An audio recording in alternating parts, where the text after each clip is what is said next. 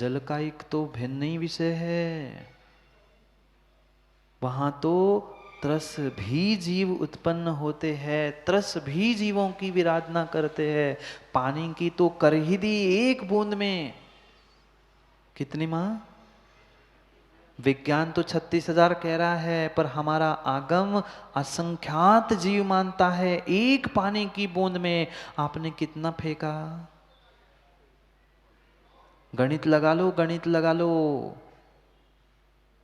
24 घंटे का ही गणित लगा लो। ज्यादा मत करना गणित, जीवन भर का करोगे तो चक्कर आके गिर पड़ोगे, पुनः पानी के छींटे लगाने पड़े, उड़ जाओ। 24 घंटे में माँ कितनी बाल्टियां पानी का प्रयोग हमने किया। खाने पीने के लिए तो 2, 4, 5 लीटर में काम बन जाता है, पर फैलाने के लिए, नहाने के लिए, धोने के लिए कितना प्रयोग किया। एक बूंद असंख्यात, एक बाल्टी कितने बूंदों से? उसको भी असंख्यात ही मानना पड़ेगा, गिन नहीं सकते। असंख्यात बूंद से एक बाल्टी, ऐसी कितनी बाल्टियां? 50, 100 तो गणित ही नहीं है महाराज जी। आजकल तो टंकी है, बाल्टी की सिस्टम खत्म हो गई, बटन दबा दो, पानी आ रहा है, जो करना है करो, बंद कर दो। कौन गिनते बैठ रहा है बाल्टी और मग्गा? वे पुरानी हो गई बातें। हाँ, यही तो काम गड़बड़ हो गया। अपना लोटा छानने की जगह दूसरे के लोटे देखने लग गए ना, तब से ये सब गड़बड़ हो गया है। कहाँ गया वो समय, कहाँ गया वो समय अशोक जी? बुजुर्ग कहीं जाते थे तो पहले अपनी व्यवस्था करके जाते थे। ऐसी शिखरचंद जी पंडित जी कहावत थी, कनक कलेवा छन्ना ये जैनी का चिन्ना। कनक कलेवा और छन्ना ये जैनी का चिन्ह। अब क्या बचा? बच्चों को तो पता ही नहीं है कनक का होते है, नहीं पता। कैसे पता होगा? न कनक का पता है, न कलेकवा का पता है, न छन्ने का पता है। छन्ना इतना ही पता है, नल पे टोटी पे कहीं कहीं कहीं कहीं कहीं कहीं नल की टोटी पे जो थैली लगी है उतना ही छन्ना उन्हें पता है, छन्ने की बात ही नहीं जानते। हाँ, आजकल तो प्लास्टिक की जाली आने लगी। अभी पढ़ेंगे, शिवकोटि स्वामी अद्भुत बात हमें इस श्लोकों के द्वारा समझाने वाले हैं। कितने रूढ़ियों में और कितने भ्रम में जी रहे हो। हमारा वीतराग विज्ञान समझा रहा है और प्रमाण के साथ समझा रहा है कि एक बूंद में असंख्यात जीव है। नहीं मानने वाले विज्ञान ने कम से कम 36,000 माने तो। आना तो लाइन पे ही पड़ेगा सुमन जी, आना तो लाइन पे ही पड़ेगा। इस वीतराग वैज्ञानिकों के लाइन पे नहीं आओगे तो कभी भी सार्थक नहीं है, कल्याण नहीं है। उन्होंने जो कहा है परम सत्य स्वीकार करना पड़ेगा। मां कितना पानी ढोला, करो ना गणित। एक बूंद में असंख्यात, एक बाल्टी में असंख्यात बूंद, ऐसी 100 ही बाल्टी मान लो।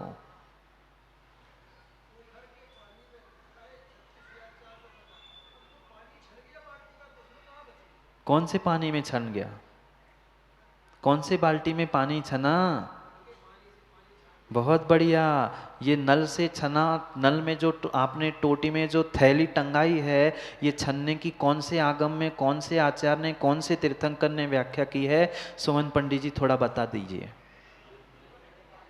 बोलो ना, आप क्यों हंस रहे हो? कौन से आगम में, कौन से पूर्वाचार्य ने कहा है कि नल को तुम छन्ना लगा लो, वो थैली टांग दो और तुम्हारा पानी छन गया? लिखा कहीं? फिर भी छानते हो ना, फिर भी छानते हो ना। सोचो, विचार करो, जो पानी छना नहीं है वह पानी प्रयोग करने योग्य है ही नहीं। पढ़ रहे अपन एक ही क्षण में 20 नंबर की गाथा में स्पष्ट लिखे है, वस्त्र पूतम जलम। जो कपड़े से कक्का, चलनी से नहीं, चलनी से आटा छनता है, पानी नहीं। वह अनछने पानी में अगर विधि पूर्वक छनना नहीं है, विधि पूर्वक छाना नहीं है, तो चाहे तुम टोटी को थैली लगा लो, पन्नी लगा लो, जाली लगा लो, चाहे आजकल वो क्या है, आरो आरो, हाँ, जो भी हम पढ़े लिखे नहीं हैं आप लोगों जैसे, पर जो भी वो आजकल मशीन आ रही है, चाहे वो भी क्यों ना हो, वह आगम के परिप्रेक्ष्य में पानी छना है ही नहीं। नहीं खोज सकता आपका विज्ञान, नहीं खोज सकता आप चाहे कैसी मशीन बना लेना, पर ये परम सत्य है जो वितराग वैज्ञानिकों ने और तीर्थंकर ने कहा है कि उस अनछने पानी में एक बूंद में असंख्यात, ऐसी एक बाल्टी में असंख्यात बूंद, ऐसी कितनी बाल्टियां जीवन भर की कर लो। अब असंख्यात असंख्यात असंख्यात असंख्यात का क्यूब हो गया, 3 बार असंख्यात का गुणा हो गया। इतना इतने जीवों की विराधना हमने कर ली है। श्रावक की बात कह रहे, साधु की नहीं। श्रावकों के लिए समझा रहे हैं कि कैसा पानी और कैसा जल। बातें तो बड़ी बड़ी करते हैं, जल ही जीवन है, जल ही जीवन है। अरे जल जीवन है क्यों?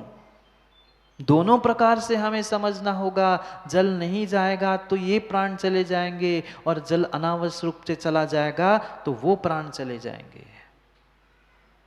दोनों प्रकार से जल है, जीवन है, पीने वाले के लिए भी, रहने वाले के लिए भी, और वह उस पानी को ही शरीर बनाने वालों को भी।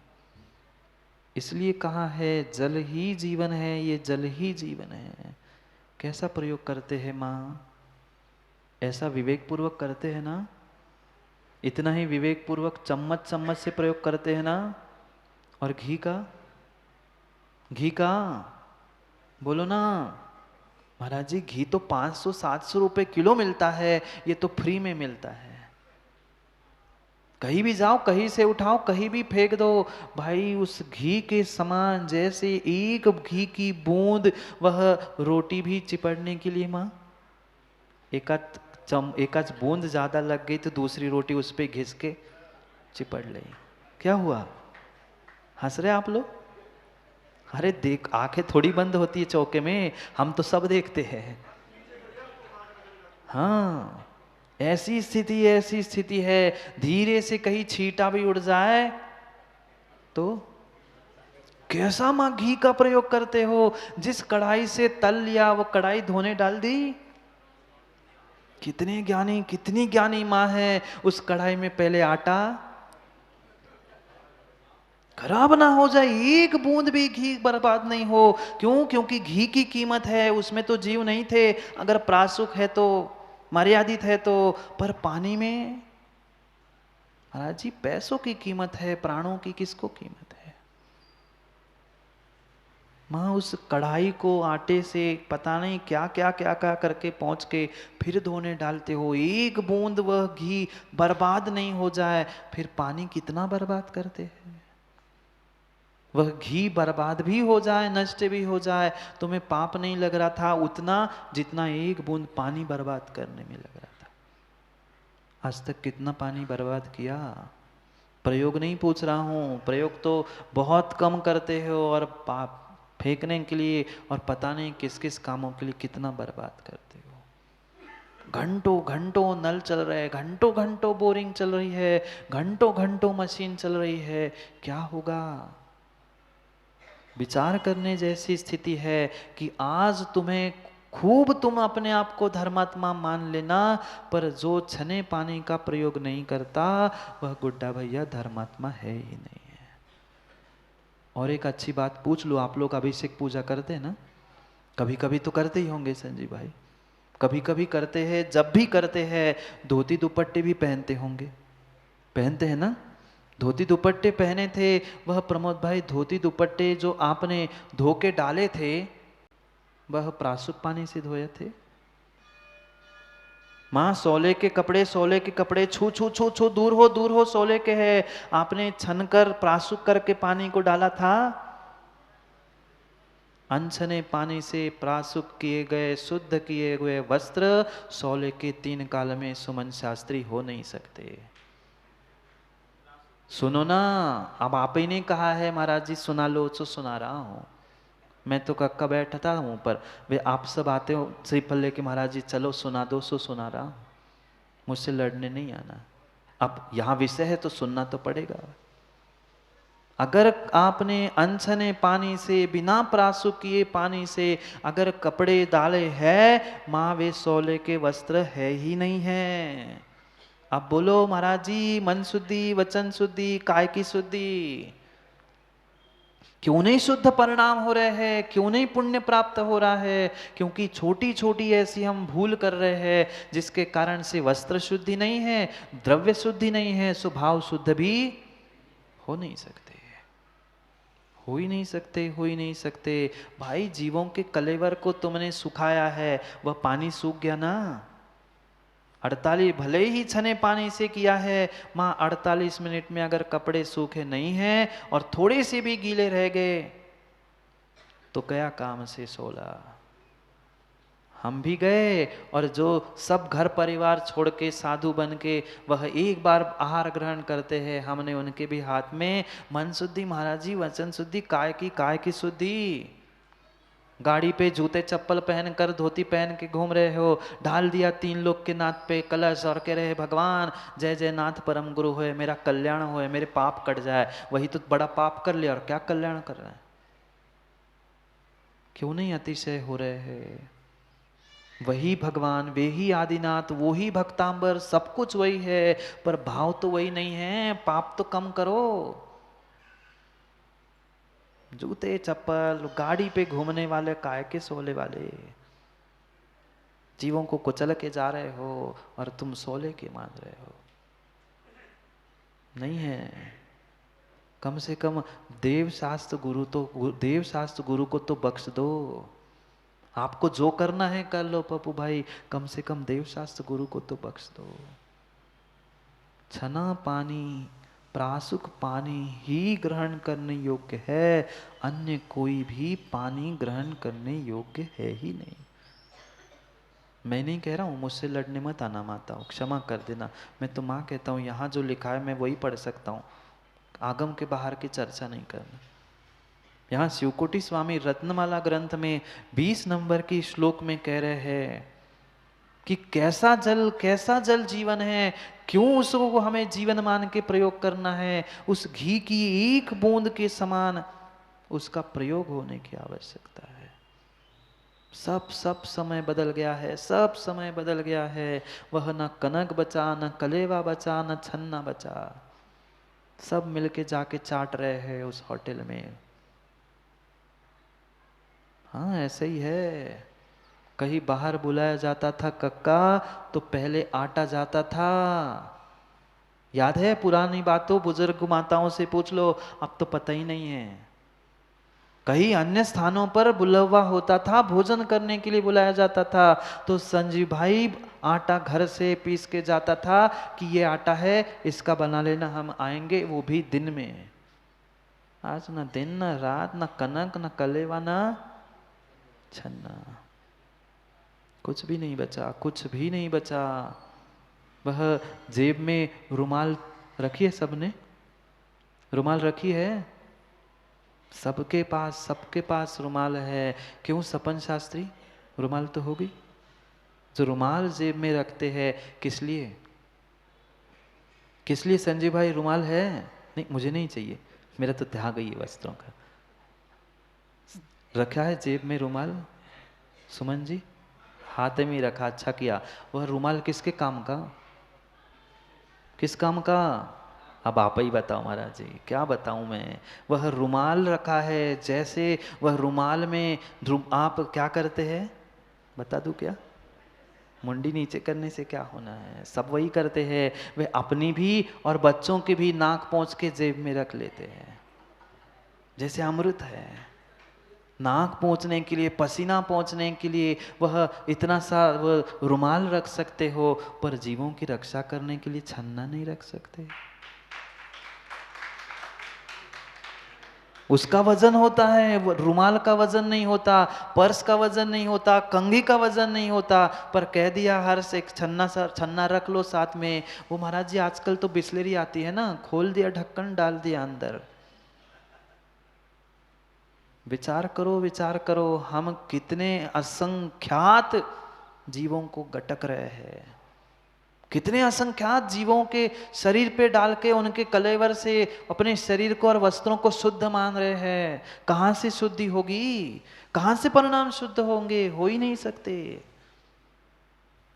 किंचित भी उस थैली से छना हुआ पानी छना नहीं कह सकते। विधि बता रहे हैं, जल गालन की विधि समझा रहे हैं, श्रावकों पर अनुकंपा करते हुए। क्या जरूरत थी आचार्य भगवंत को, पर कह रहे हैं श्रावक ही बने हो तो कम से कम सत श्रावक बन जाओ। जो गलतियां कर रहे थे वो उनको अब आगे तो नहीं दोहराओ। वह छना पानी ही प्रयोग करने योग्य है, और वो भी छना हुआ भी भले क्यों ना हो, पर घी के समान करना चाहिए।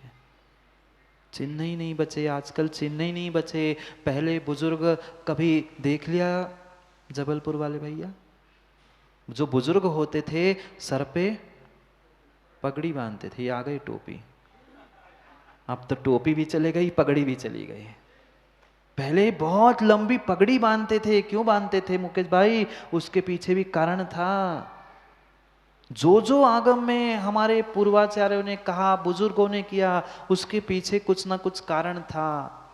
वो बहुत लंबी पगड़ी इसलिए बांधते थे, साथ में एक लोटा भी रहता था, छन्ना भी रहता था। अगर कुएं में कहीं पानी गहरा भी हो तो निकाल ली पगड़ी, बांध दिया, डाल दिया, खींच लिया और छान के पी लिया।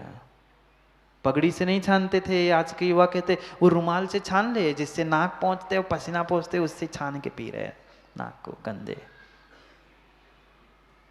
भाई विधि भी तो समझो। मात्र प्रमोद भाई निषेध निषेध निषेध करने से काम नहीं होगा, विधि भी समझा रहे हैं। छान के क्या पिया रुमाल से कक्का? जो नाक छपी थी इधर, महाराज उधर कोने से इधर से छान के पी लिया, पी लो गंदे। यहां तो घिन आ रही, यहां तो घिन आ रही है, पर कभी करते हुए भी घिन आई हो तो छोड़ दो ना। नहीं छोड़ सकते महाराज, आप तो कहो, खूब खूब बढ़िया कहो, पर हमें जो करने सोई करे। हमें जीते जाने, मैं नहीं कह रहा वहां पर ही चले जाओ, मैं तो निकाल रहा हूं। कह रहे आचार्य भगवान संभल जाओ। कनक कलेवा छन्ना, ये जैने का चिन्ना, ये पगड़ी भी बांधते थे तो लंबी पगड़ी इसलिए थी कि वह जितना भी नीचे हो उतना कहीं कुछ नहीं मिला, कुछ नहीं मिला, साथ का कलेवा और पानी छान के पी लो, काम हो गया। सब सब सब धर्म प्रभावना बंगीला जी एक तरफ है, सब धर्म की प्रभावना एक तरफ है। तुम ढोल नगाड़े सब फोड़ सकते हो, पर सबसे श्रेष्ठ धर्म प्रभावना यही है कि कहीं तुम रास्ते में जाते जाते जेब से छन्ना निकालो, पानी छानो और पियो। दुनिया कह देगी ये कोई जैनी है, हो गई तुम्हारे तीर्थंकर, भगवान गुरु, सबकी प्रभावना। ये है धर्म प्रभावना।